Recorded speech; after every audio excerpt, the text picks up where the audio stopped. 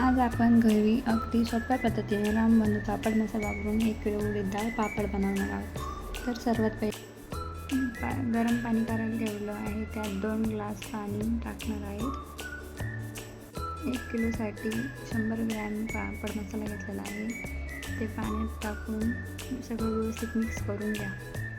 घेतलेला आहे. गरम पाण्यामध्ये जो रामबंधू मसाला टाकलेला होता ते पाणी आता थंड झाल्यावर पिठामध्ये मिक्स करून घेत आहे मी.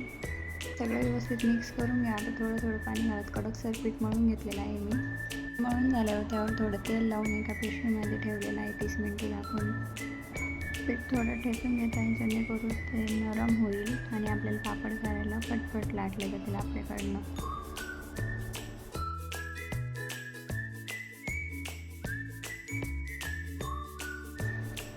आपण चाकूने त्या लाट्या कापून घेणार आहे. म्हणजे आपल्याला जसं पापड हवा आहे त्याप्रमाणे सगळ्या लाट्या घालून 1 कप प्रमाणे मी झाकून ठेवलेलं आहे. आपण थोडं पीठ लावून त्या लाट्या एक गोळा पातळ लाटून घ्यायचं. असं एकदम पातळ पापड लाटायचे आहे, जेणेकरून ते खायला पण व्यवस्थित लागतात.